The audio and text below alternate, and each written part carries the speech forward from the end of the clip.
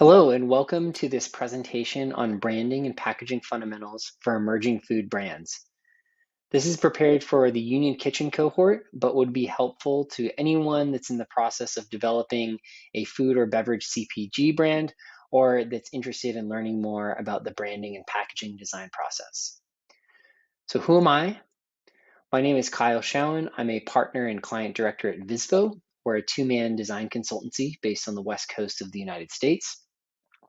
And my business partner and I have a combined decade of experience working with national and challenger brands in the food and beverage CPG space, such as these and a host of others that we haven't listed here. The objective of this presentation is to provide you with a usable framework for branding and packaging design, and also help you establish an understanding of the design process and the partners that will help you execute. So you could think of it as sort of a 101 guide to branding and packaging design, and also some questions or frameworks to help you make decisions along the way. Here's the sort of steps we'll take to explain the information or to educate you on these processes. So we'll talk about brand strategy, visual identity work, packaging design, and then how to choose the right design partner for you. We're going to be looking at all of these principles through the case study of a rebrand we did for one of our clients, Helio Roast Coffee. And we felt this would be relevant because Helio Roast is an owner-operated brand operating physically in brick and mortar retail within the San Francisco Bay Area, also selling direct to consumer online, and has a lot of similarities to what you might be experiencing in launching a food and beverage brand or a new food and beverage brand for the first time. So we did a full rebrand of this company as well as worked on the packaging, and we'll discuss that through the rest of the presentation.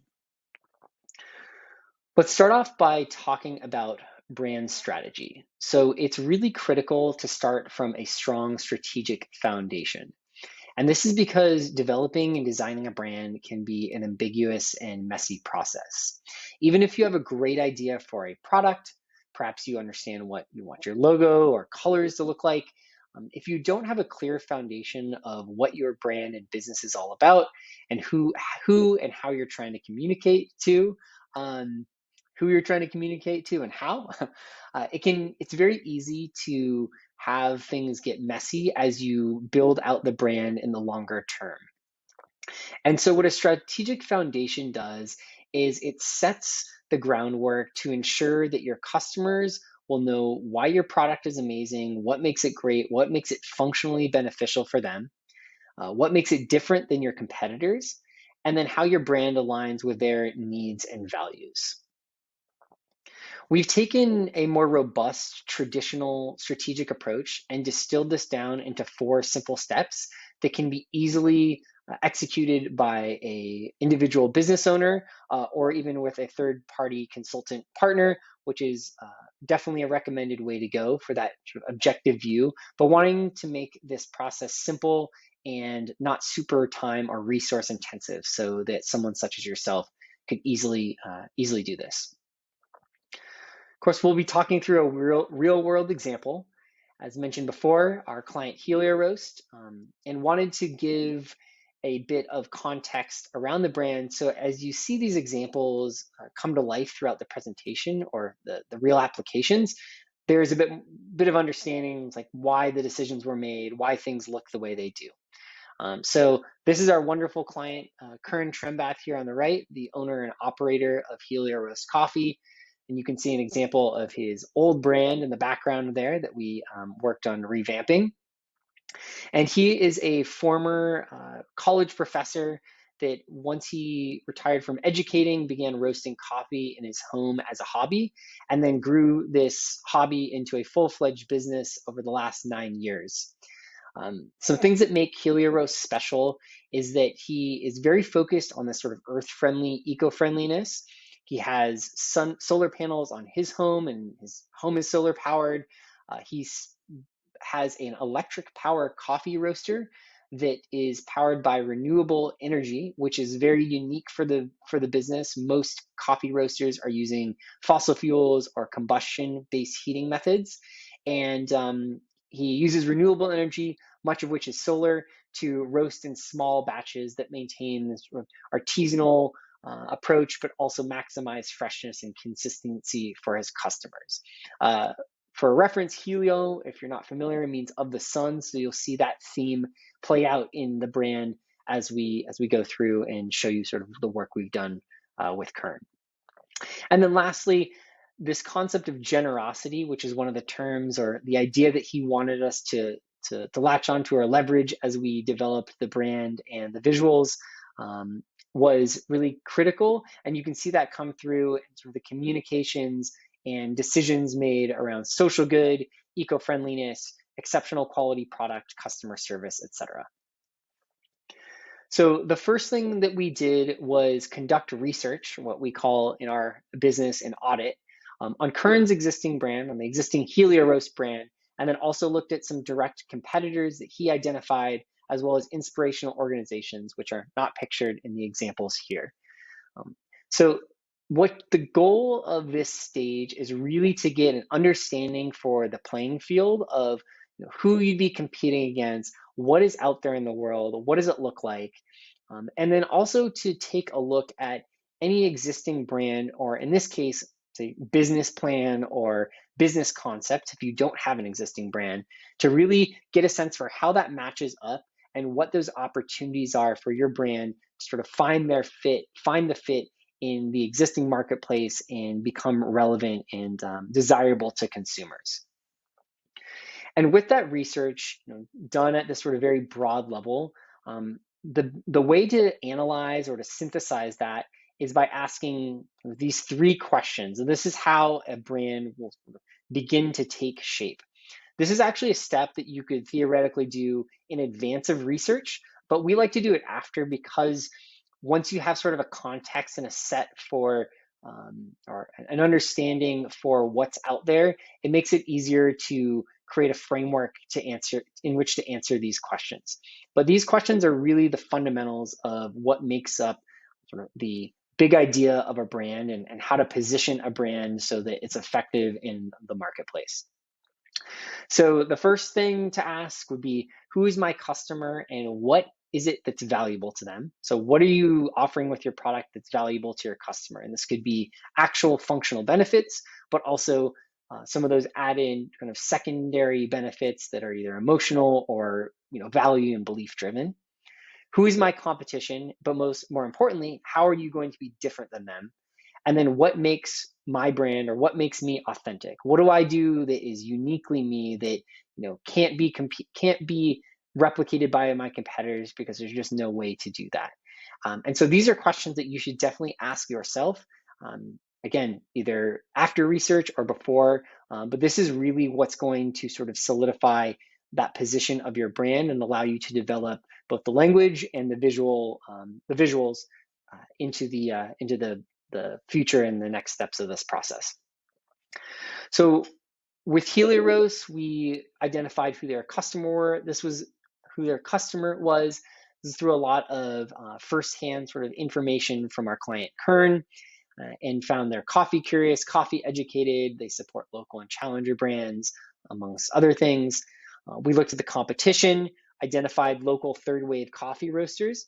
So in your case, this may be local brands, you may be looking at national brands, but identifying the competition who will be on the shelf next to you is critical here, and taking a look at what they're doing well and where there may be opportunities on things they're not doing well for you to take advantage of that would be helpful and relevant to a customer is critical here.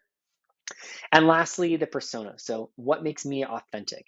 And in the case of Helio Roast, there are those things that I mentioned at the upfront. So roasting on demand or in the small batches to achieve maximum freshness, this idea behind solar power, renewable energy, eco-friendliness being very critical. Another aspect that gets back to the generosity piece is that the products needed to be affordable and accessible. And then Kern is a lifelong educator and sort of the figurehead of the brand, was on a mission to educate customers about how to store, prepare, and brew coffee in the best way possible. And so we use all of those ideas to craft a brand promise. And this is a concise statement that captures the essence of why the brand exists. We went with a more conceptual sort of approach here and something that's a little more abstract.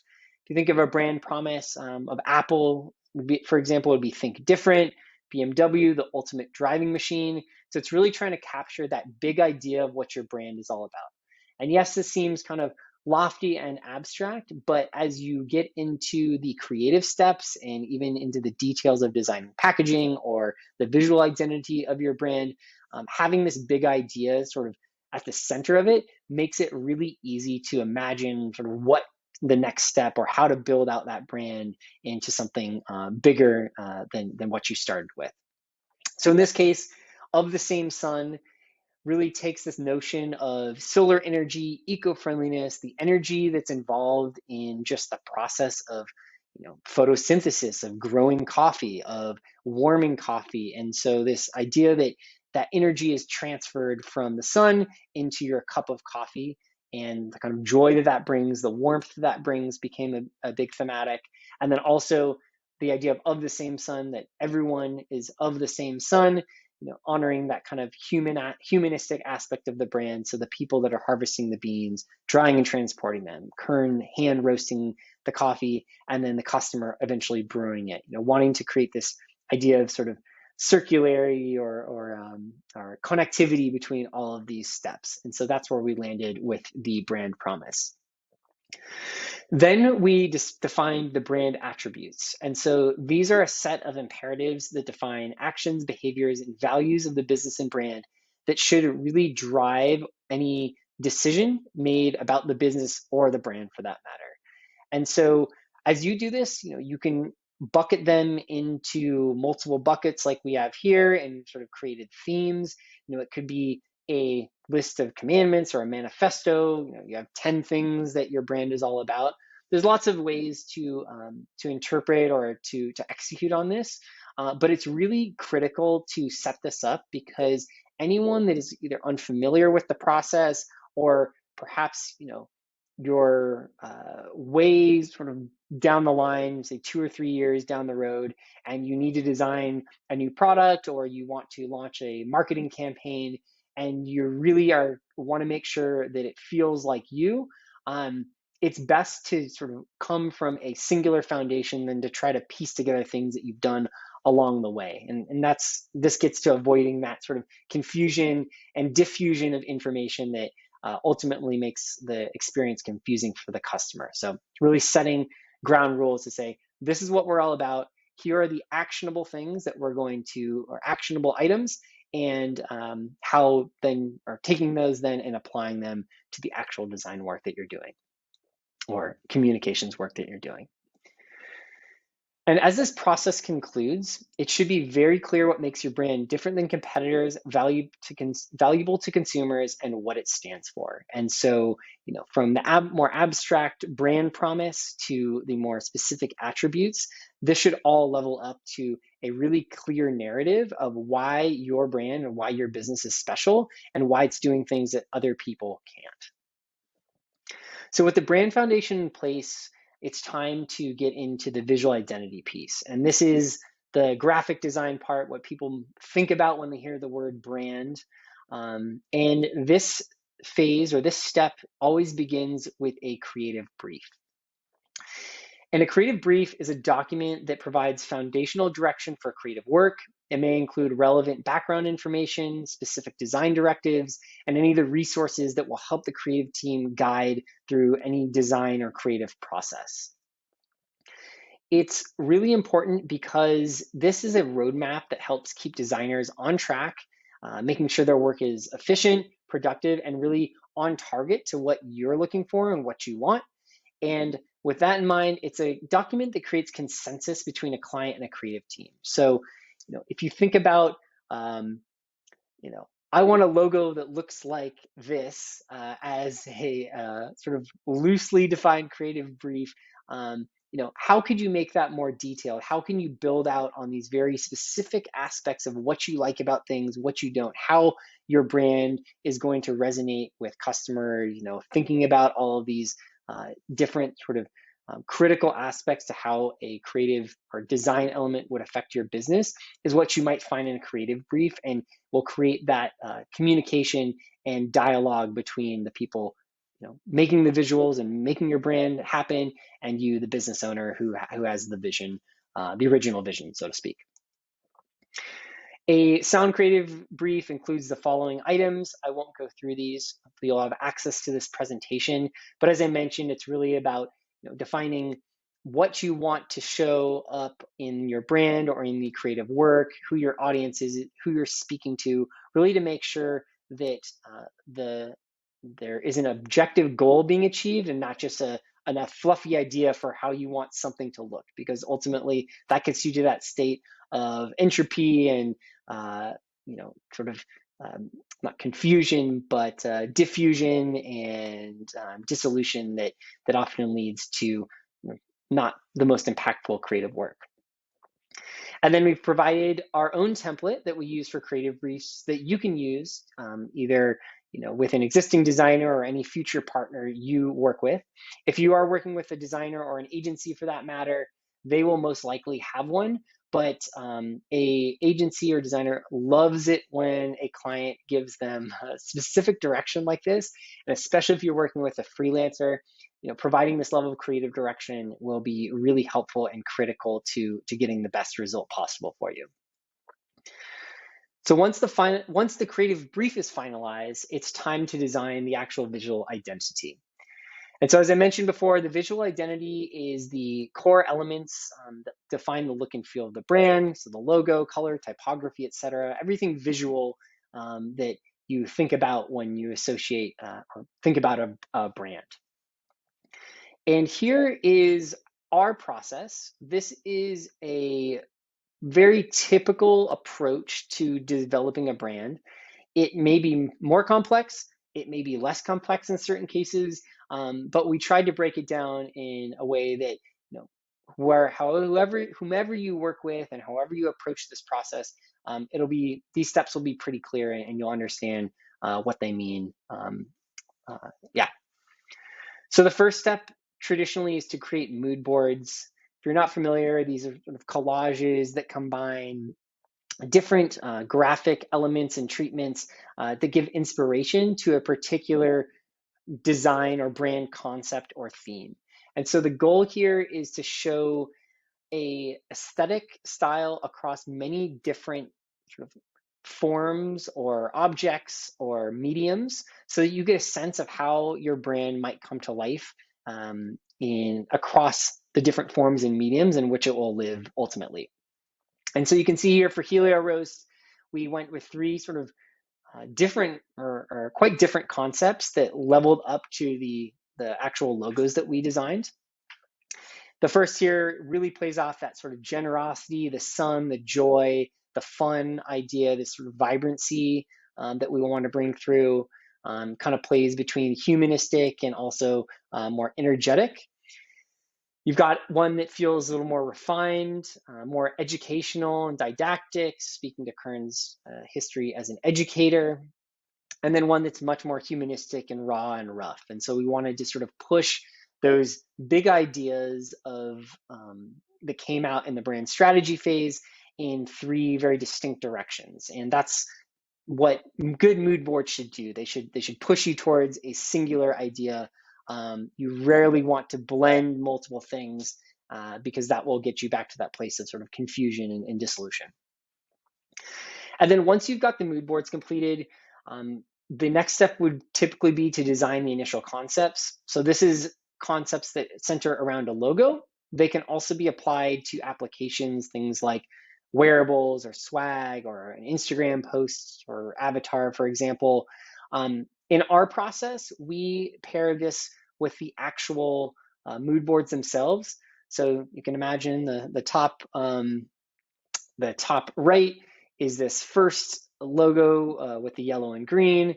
The bottom left is the second, this little more refined logo. And then the third here is this more humanistic logo.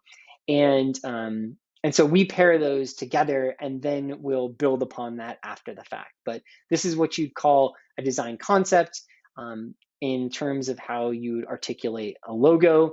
It can be made up of multiple parts or a single piece, but for example, the icon is the graphic element, and then the word mark would be the actual name of the company, or the name of the company below.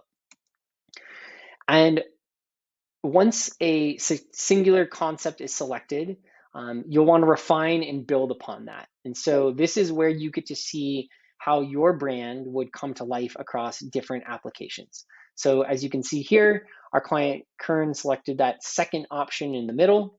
We then took that and refined it so that it would be more functioning or more effective across different mediums, so digital to print to packaging, thickened up the logo a little bit, changed the typeface so it felt a little bit more sort of premium and elevated as well.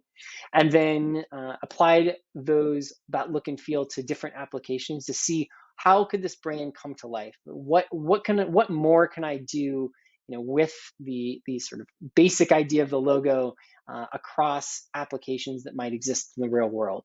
So we created this interesting poster design, for example, that includes illustrations and typography. We showed the logo and typeface on a T-shirt.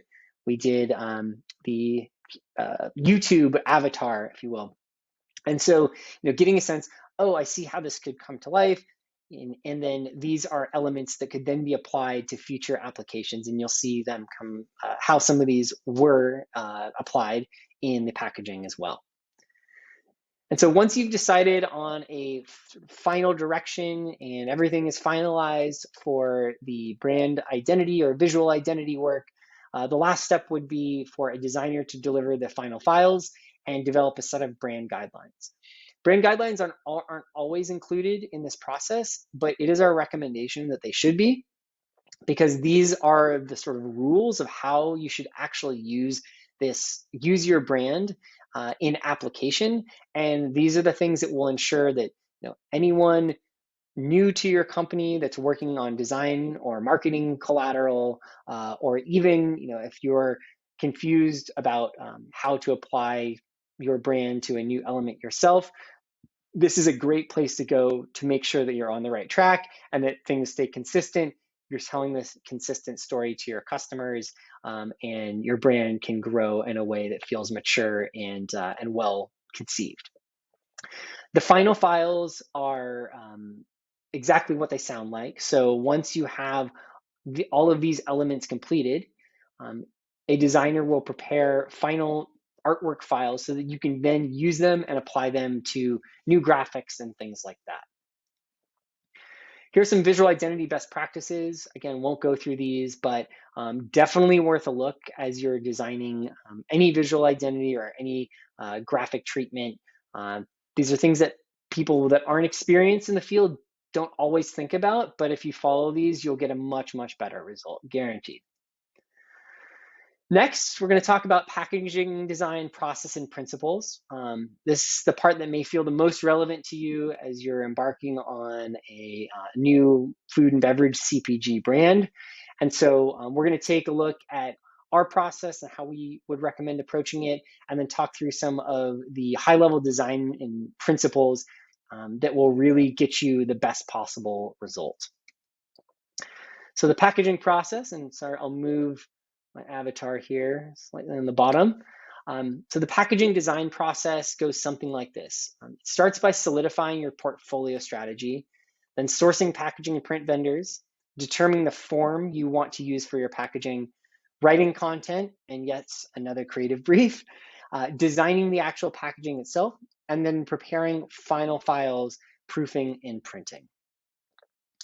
And so the idea around developing a portfolio strategy shouldn't be too foreign to you if you're thinking about what products you want to introduce into the market as a business. That's essentially what you're doing.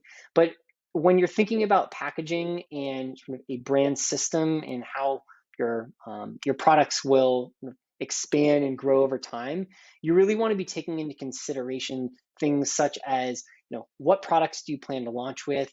What will you release later on? What different types of sizes of products will you need to account for? Multiple sizes mean multiple sizes of packaging, which means different quantities you'll need to order, which means different costs. To that point, are there different form factors? Well, you need secondary packaging like a multi-pack box? Are you doing a variety pack? Do you need something to ship to wholesale? And then will all the products be treated in the same family or multiple product families? How are you going to categorize and classify your products for the customer? And these are questions that definitely should happen before you touch design, because a designer is going to take the answers to these questions and determine, what makes sense for all of these pieces, how they should be thinking about the design concepts, what are they using as a mock-up? Are you putting something in a bag, or is it in a jar, or is it in a can? It's going to affect how design happens.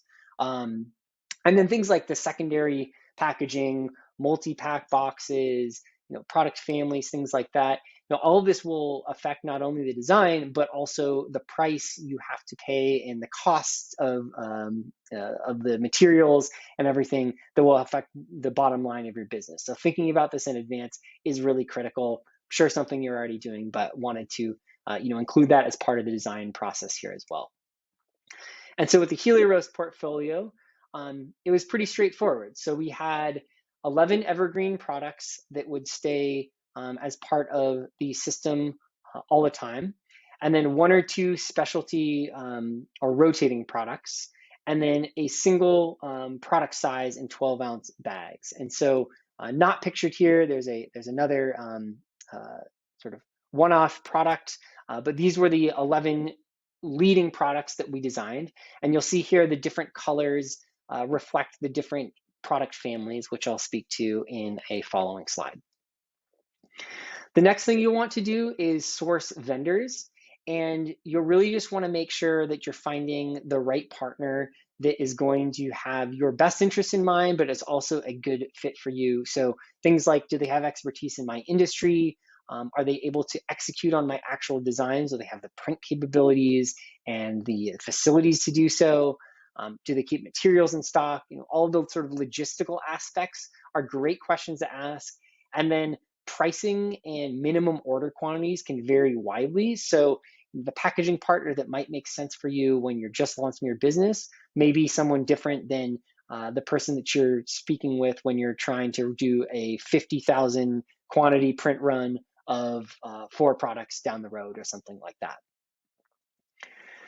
And as you're selecting packaging, once you've decided on a print vendor and a packaging vendor, you'll want to consider things like material, size and shape, weight. Is my product traditional or disruptive? Is my customer seeking something innovative? Do they want something more traditional? What is the perception of quality? Am I delivering a more value product, or am I trying to do something more premium, something in between? And then also the visibility to actual product. Do you have a really interesting snack that is going to make no sense to customers, as you explain it, but if they can actually see the product through, say, the window or a glass container or clear plastic container, and be familiar, like, oh, that looks delicious and inviting, is that a component that you want to focus on? And this is really should be thought about in the context of how much will things cost to ship? How will it sit on the shelf of a store? Where is it going to sit in a store? Excuse me. Weight. How much will it cost to ship, etc. So it's a combination of sort of the science of the logistical piece, but also about what you want the design to look like, and these are really critical questions to ask yourself as you're thinking about packaging. And so for Helio Roast, we went with very simple, sort of eco-friendly, earth-friendly packaging forms. We decided on 2 different vendors. So PFBY, you have that right, for packaging. They had a compostable option that was very cost-effective. They're a local company based in California.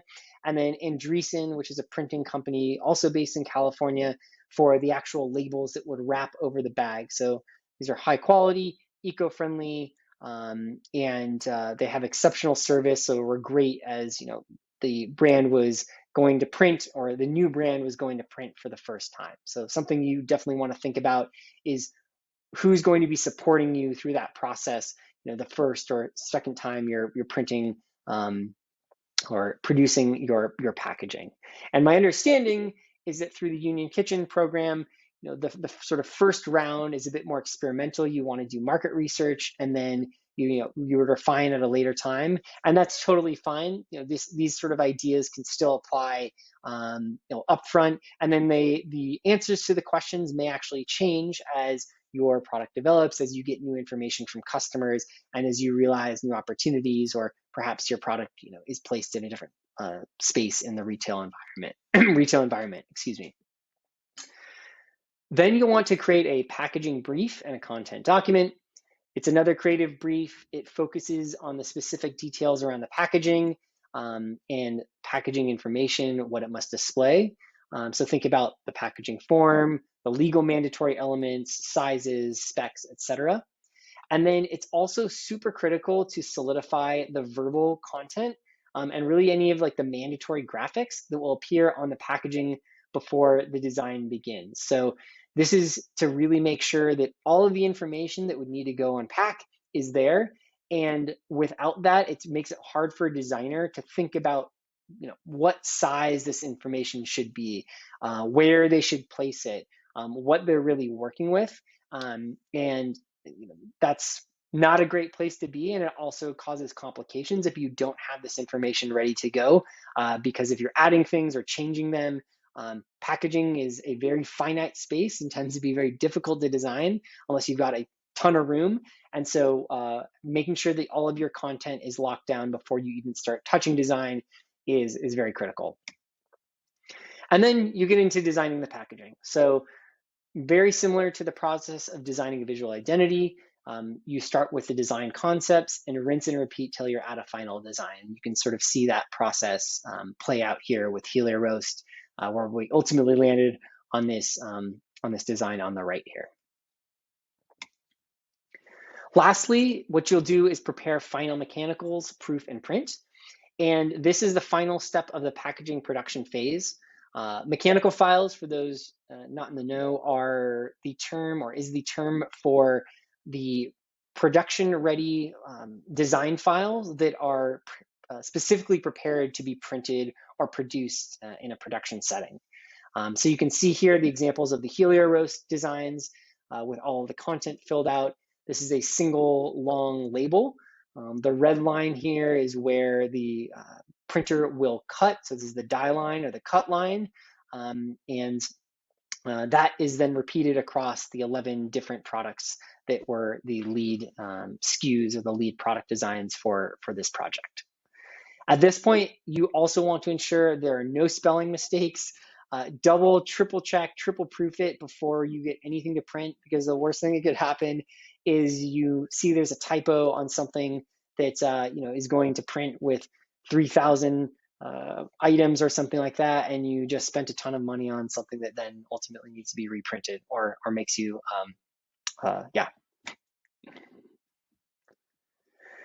And then there are some packaging design principles that we felt would be helpful to discuss that are sort of best practices that can be applied as you're designing the packaging to achieve a really effective results in the sort of broader sense of the packaging design process. So the first thing are printable areas and facings. The most important information should always appear on the front of the package, if that wasn't clear. This is typically called the primary display panel, or PDP, or the front of the pack. And this includes things like your brand or master brand, the flavor and product type. So you can see here in Coca-Cola example, you have original taste at the top, and the big red indicates that it's a normal flavor. The product family, key and nutritional information or claims, and net weight. And so those tend to be down at the bottom. And one thing that's one thing that we wanted to point out was that on the front of a cylinder, the visible area will display typically 40% of the full printable area. So if you were to roll this out into a long rectangle that wraps around the can, this would make up 40% of that area. And so that's sort of the key space where you're going to be hitting the customer's eyes at that level when products are on shelf, or in this case, in a render format. On the back of pack, or BOP as the acronym states here, that's best used for secondary information and details. This can also be the case for side panels on boxes where you can tell your brand story, or perhaps talk a little bit more about initiatives that are unrelated or related to your brand, but maybe less specific to the product. And then on the back of pack or side of pack, you'll have things like nutrition information, company information, etc. Now I want to talk about a principle that we call the 10-3-1 rule for in-store retail. And this is the idea that at different distances, a customer should be experiencing different things from your packaging. So when the customer is standing 10 feet away from your product on a shelf or in a retail setting, they should easily be able to recognize your brand, and it should draw them in to your packaging and make them want to learn more about what you're all about, what your product is all about. And in this case with Helia Roast, we use this large sun graphic on the right-hand side of the label here, as well as this sort of two-tone color break to really draw people in, make them sort of curious about what this brand is all about. And you can see the actual brand mark is more subdued, and we wanted to do that intentionally to sort of require people to move in closer to understand, oh, what is that? What is that brand? What is this company? Have I heard of them before? And make the secondary element more of that big target. So that's the goal here. Then at 3 feet away, your customer should be able to understand what each individual product is and what the product types are, as well as absorb core product claims and benefits. So you can see here, we've got the product type in large, sort of bold, black, all caps font, as well as indicators of organic and decaf. And this should easily be visible at 3 feet away. Even color coded these, so you've got that extra level of sort of communication hierarchy, as it's called. And then also wanted to make some of the primary product descriptors and flavor descriptors very obvious and readable at that 3 feet level as well. So you've got things like tropical, sweet and silky, passion fruit, pineapple, sweet cream in this case, that can give customers a sense of what they might be getting into if they buy this product.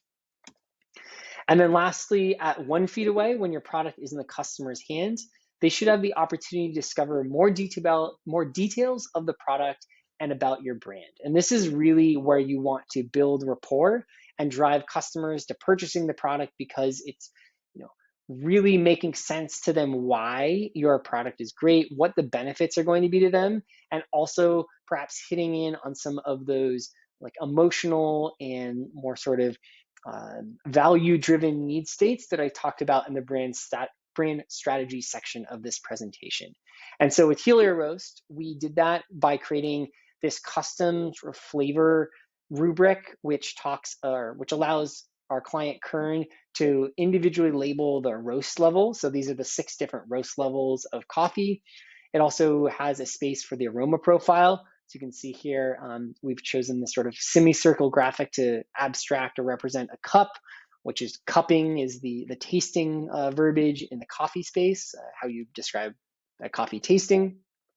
And then also this body graphic, which allows Kern, our client, to sort of mark a slash based on the specific body of that particular coffee. So it's sort of reinforcing that human element and also giving people a sense of, what is that textural experience going to be. And then of course, including a brand story below to also communicate those sort of benefits or the more value-driven aspects of the brand. A color system is also a really important and effective way to classify products or product families, and it's really helpful in creating a strong association in a customer's mind, especially when you have multiple products across a family or across a set of or multiple products in general in your set, or if there are lots of products on a shelf in a chaotic retail environment. Creating a distinct color system is very effective. And so I chose the example of Dr. Bronner's soaps, sort of a hippie kind of alternative natural soap company, which makes amazing products. Definitely a fan of the eucalyptus myself. But once you know what color is your soap, you never have to look more than a split second. And that's the goal of a strong color system. And so for Helio Roast, we were able to achieve that, or we broke that out by regional or the origin of the actual coffee within the bags themselves. And so the green label would represent anything from the rest of the world, we're calling it. Blue is Asia Pacific origin, brown is blended coffees, so blended origin coffees, and orange is African origin. So as a customer, if I'm a familiar with Helio Roast, or even just learning about them for the first time, and see multiple products, side by side, I can easily tell where that product or where that coffee is coming from. And so it just makes it easier to sort of repeat buy and understand some of those kind of high level descriptors or aspects of the actual product itself. Another thing is that we wanted to cover, is called brand blocking or billboarding. And this is an effect that is achieved by creating large consistent blocks of color or shapes that link together when packaging is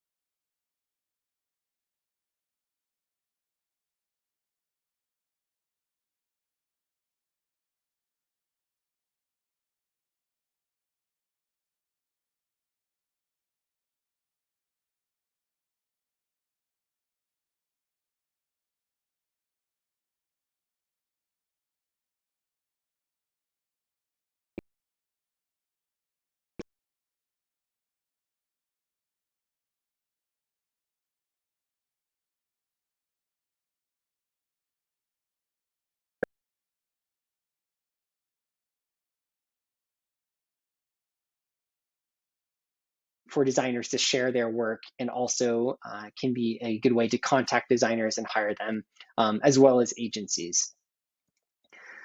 Next, you've got the emerging micro agency or consultancy. That's a VISFO. So this is typically made up of 2 to 4 individuals and any freelancers that support them in areas where they are not experts. It's balanced between client management, strategy, and creative. So you have that sort of client strategic side. In this case, that would be me. And then the more graphic design, creative side, which would be my business partner, for example. The pros is that they are competitively priced. You have that balance between expertise, and each discipline can sort of support and level up to each other. Both of the individuals should theoretically be experts in their field, and then because of that bigger relationship, or more, I guess, formal relationship, perhaps you've got a strategic partner that's looking out for your interests, both in the short and the long term. The other, some of the cons are similar to a freelancer, where bigger projects or demand spikes may not be as easily absorbed by a smaller starting agency like this. And some of the places you can find them, you'll see Behance here again. Clutch.co is a directory of agencies or business to business firms, and is a great place to find design partners. And then, of course, there's Google search of design agencies in my area, for example. An established micro agency or consultancy is the same structure, but just with a lot more experience. And so really, you're going to get a very similar experience to what you'd find in an emerging micro agency or consultancy, but perhaps with a slightly more robust set of tools, more robust experience, etc. And that comes at a slightly higher price point as well. And then lastly, there's the established medium to large agency. And we kind of took some creative license with the idea of medium, but we are calling that a team of 10 plus and freelance support with at least 2 or more tiers of organizational hierarchy. So that would be maybe a creative director, senior designer, or a designer, a chief or account director, client manager type, and then a project manager or client manager beneath them. And the pros here is that you get a really robust team that's experienced. They can probably cover a range of areas of expertise, so be it web, packaging, branding, design, within the same team, or very close-knit partnerships. And so you've got sort of this more of a one-stop shop versus smaller organizations which maybe have expertise in a singular area. And to that note, they have a broad range of services they can provide, but can also often be expensive, and traditionally are, and sometimes bureaucratic, where you've got a lot of moving parts and a lot of people working on a project, so you're not getting that one-to-one access. And you can find them the same place you can find any of the other agency types. Here's a page just of some resources, again, where you can find the partners, some platforms. Canva is a great one for novice designers that want to use templates. And then Figma is a web design platform that's really great for collaboration. A little more of a learning curve, but really, really wonderful if you're working with a designer and want things like marketing materials or presentations, things like that, available in shared documentation. Here's a few directories you can take a look at related to packaging or other businesses. And then a community we would recommend getting involved in.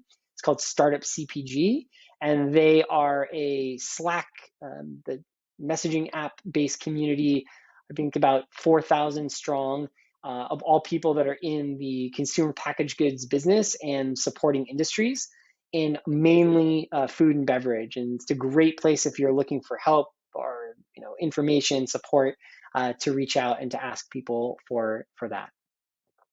And then lastly, here's some contact information. So if you are watching this and you are not part of the Union Kitchen program, but you have a small food brand and are interested in really getting that to take off, I would highly recommend connecting with them.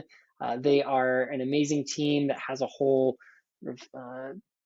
process and platform to take small brands from their local markets to national. Do an amazing job. And then here's some information if you'd like to contact me and discuss any of this in more detail. I am more than happy and open to having those conversations. I'd love to help you out.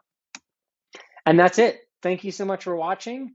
Yeah, good luck with everything, and hope you have lots of success and to hear from you at some point in the future.